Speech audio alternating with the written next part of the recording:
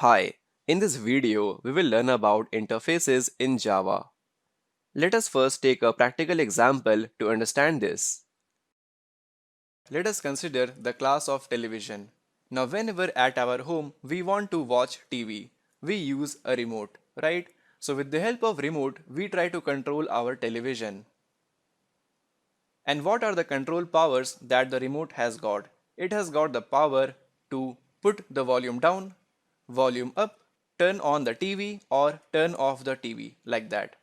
And so on, there are various functionalities that a remote provides us to control the television. Now if we try to group all these functionalities and try to make an interface out of it. So we create the interface of remote that contains all these functions: volume down, volume up, power on and power off.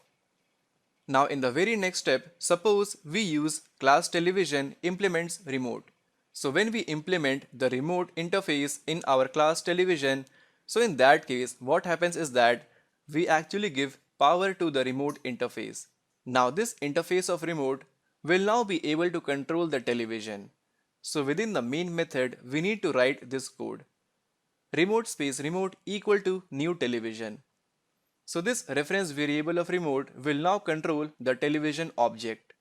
Now with the help of this remote reference variable, we can use volume up, volume down, power off and power on. And there are many other methods or functionalities that we can include within the interface of remote.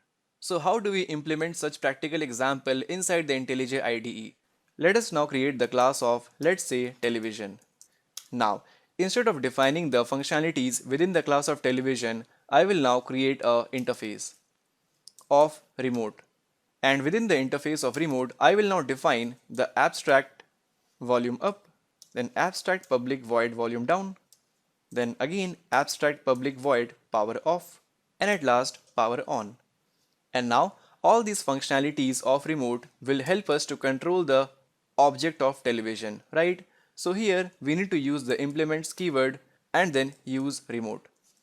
And now since we are getting this error, so let us now click on this error and press Alt plus Enter. And then implement the methods. Select all the methods and click on OK. And there we go, the IntelliJ IDE has simply overridden all the method for us. Volume up, down, power off and on like this. Now, within each of our method, we need to write our functionality such that when we click on volume up, then this method will be triggered. So we need to write our functionality here to increase the volume. So as of now, I will now simply print out just volume up. And similarly, let us print out volume down, power off, and then power on. And now, since we cannot instantiate the interface, that is, we cannot create the new instance of remote. It is actually invalid, right? We all know from our previous video where we saw the properties of the interface. So what we can do is we can simply use remote reference variable space remote equal to new object of television like this. So once we have given the power to the interface of remote to handle the object of television, then afterwards we can use the remote to, let's say, power on, then let's say volume up, and then remote dot power off. First we turn on the TV, increase the volume and then turn off the TV like this. Let us now run the code. And there we go, our code is working perfectly fine. Power on, then volume up and then again power off. So in this way we can use the interface to apply any functionality to the class that simply implement it like this. And now at the end of this video, here let us remove our redundant code. Now since we know that abstract public are by default all the methods inside the interface, so we can simply remove it. Here as well, here as well, and again here. So finally we have reached the end of this topic. So in this topic we learnt about the interface. Now the interface can be defined as it is a medium for the objects to interact with the outside world.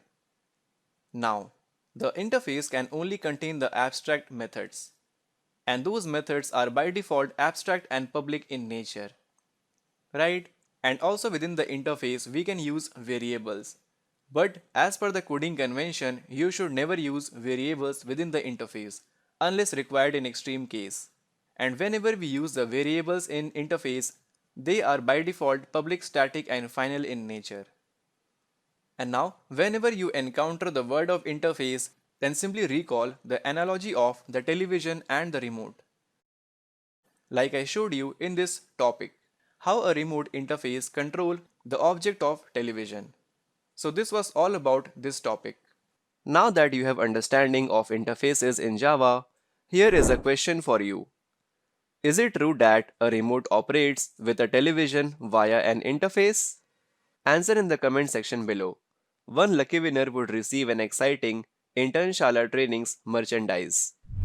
Hope you enjoyed learning about interfaces in Java. This video is a part of Internshala Trainings core Java training program. And to learn the basic concepts of Java and object-oriented programming, visit the link in the description. To learn exciting new concepts and skills on the go, subscribe to our channel and click on the bell icon to stay tuned.